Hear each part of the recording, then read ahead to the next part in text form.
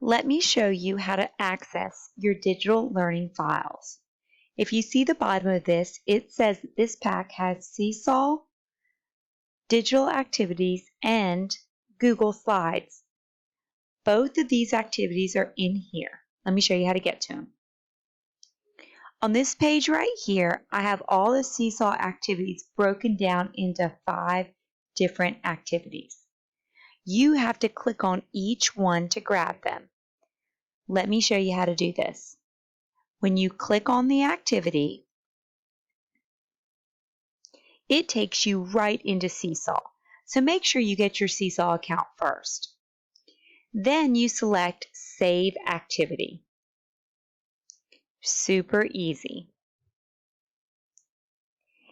Now I have to be very careful because I actually created the file. So the file that I created is down here. But if we go here to that activity, you have a few choices.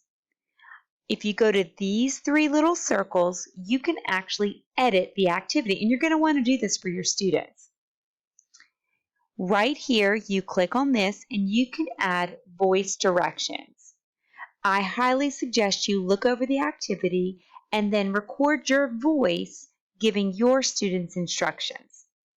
If you come down here to the template, this is what your actual students will see.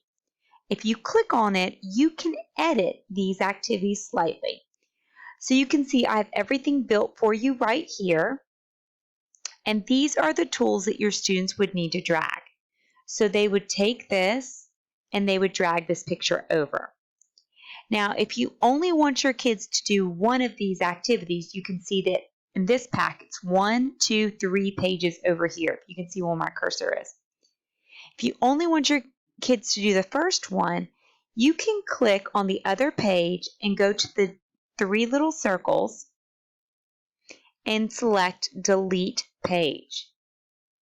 It'll confirm that you want to delete. And if you do that, now you only have this activity left. You can select the check up here. And then you can hit Save. Now you've edited this for your students. You want to edit it using these 3 dots before you use the Assign. The Assign is here. After you edit it, then you can assign this to your students. To assign it, you click the green Assign. I'm going to put it in my sample class, and I'm going to assign it. Now when my students come here, they go into their, if I was in the student account, they would go into their activity and they would be able to work on it and send it to you. Now don't worry. If for some reason you edit it this year and you might want to change it up for next year, remember you still have this file of mine that you can access it without it being edited. So you're okay. Let me give you one more example of it. So here is the word blends. We clicked on the link. You're going to save this activity into your file, into your library.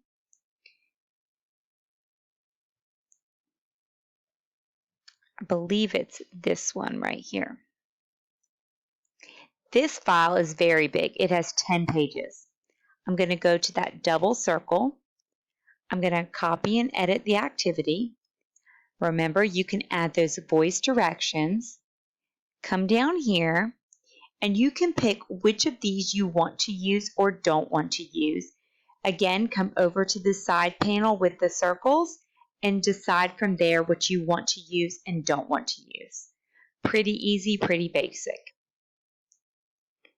I did break all the Seesaw activities down. That way I could give you as many things from the printable pack as possible, and you could pick and choose what you wanted your students to use. This is too many things on purpose so that you can be the teacher and you can select what your students are going to learn about. Now remember we said that that was Seesaw, but you were also going to get Google Slides. Let me show you how to access this. First of all, I need to go back and tell you, this is some information about Seesaw. This is how you can set up accounts and just get all the different things that you need to with Seesaw, okay? All right, back to Google. I made a separate link for Google. Now, when you go to this link and click it, it's going to force you to make a copy. That is correct. If you don't let it force you to make a copy, I can't let you edit this version because it's going to edit for everybody who accesses it. So if you click on it, this is exactly what should happen. Do you want a copy? Yes, you want to make a copy. This is your copy that goes in your file. And it takes a few seconds to do this. So don't let that scare you. It's supposed to take a minute, okay?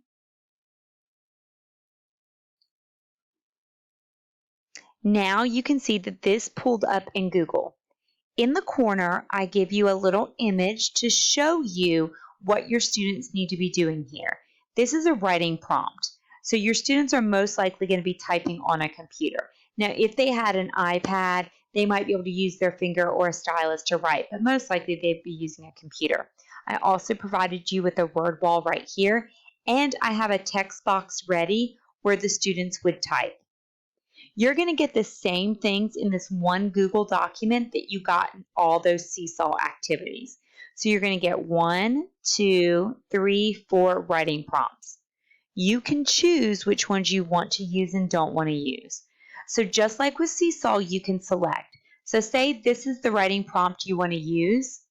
You go to the other writing prompt, if you can see where my cursor is over here, and you can delete the slide you don't want to use. Don't be scared again because I'm going to go back to my file real quick. You always have the link right here. So even if you edit it, you can still get that link right there, okay? So don't be scared to delete things. This one is where your kids are going to select the image and move it, which is why I have these two little icons in the corner. So they would select this and it becomes movable. This one, they would write if they had a stylus, or they could type.